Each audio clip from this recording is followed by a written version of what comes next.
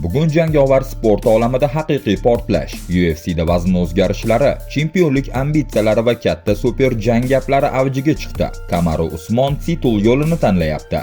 Robert Whittaker esa butun divizionni o'zgartirishga qaror qildi.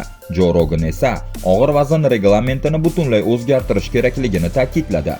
Boksda esa vaziyat undan ham qizg'in. Shakur Stevenson va Ryan Garcia o'rtasida haqiqiy trash talk boshlandi. Terence Crawford esa Tyson va Paul jangini shubha ostiga oldi. Agar siz ham mana shunday eng qaynoq MMA va boks yangiliklarini birinchi bo'lib bilishni istasangiz, hozirning o'zida videoga like bosing va kanalga obuna bo'ling. Chunki bu yerda haqiqiy jang faqat oktagonda emas, yangiliklarda ham davom etadi.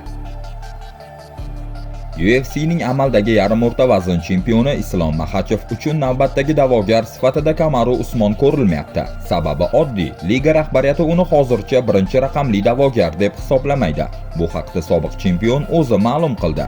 U bu masalani Henry Cejudo bilan qo'shma podkastning navbatdagi sonida ochiq muhokama qildi.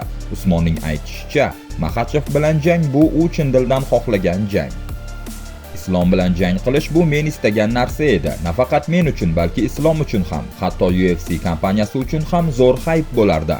Biz bu variantni muhokama qildik, lekin Hunter Campbell vaziyatga boshqacha qarayapti.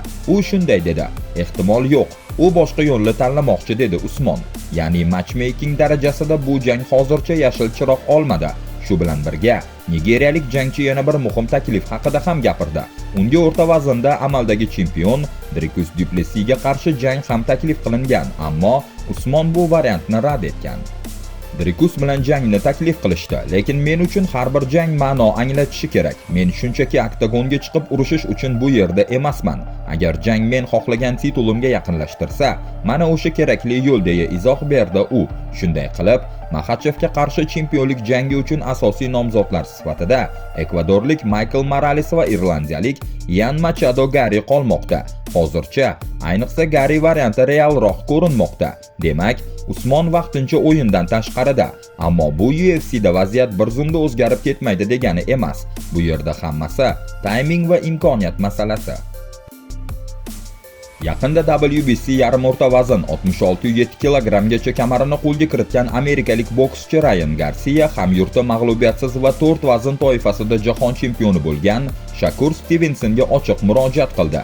27 yoshli Garcia Stevenson bilan jang qilish uchun 63,5 kg, ya'ni birinchi yarim o'rta vaznga tushishga tayyor ekanini yana bir bor tasdiqladi. Shu bilan birga, u doping bo'yicha ayblovlarga ham javob qaytardi.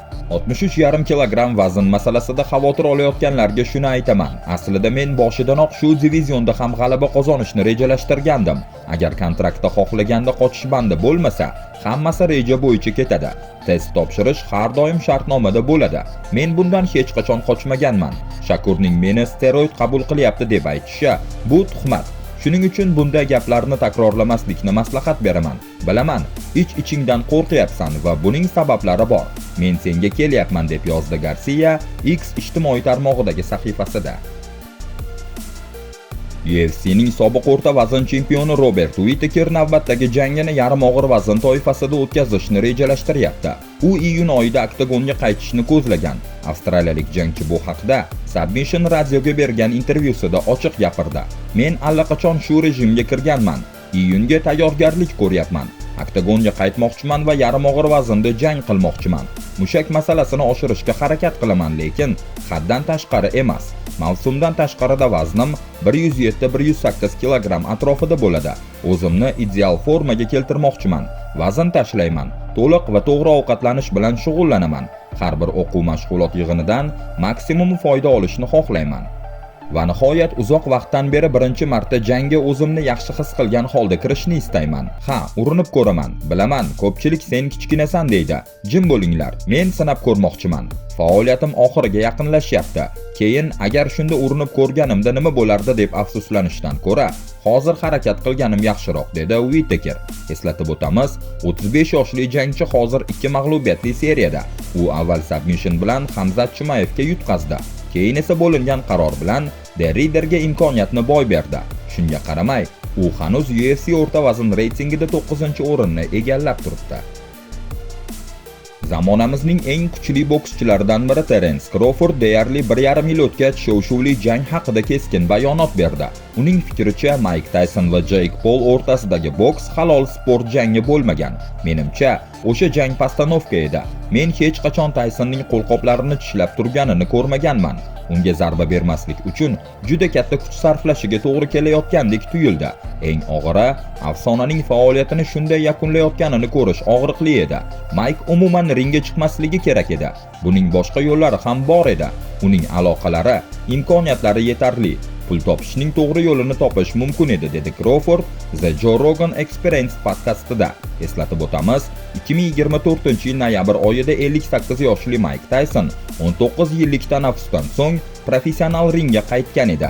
8 raundli jang yakunida u Jake Paulga bir ovozdan hakamlar qarori bilan mag'lub bo'ldi. Mishmishlarga ko'ra, Tyson bu qaytish jangi uchun taxminan $20 million gonorar olgan.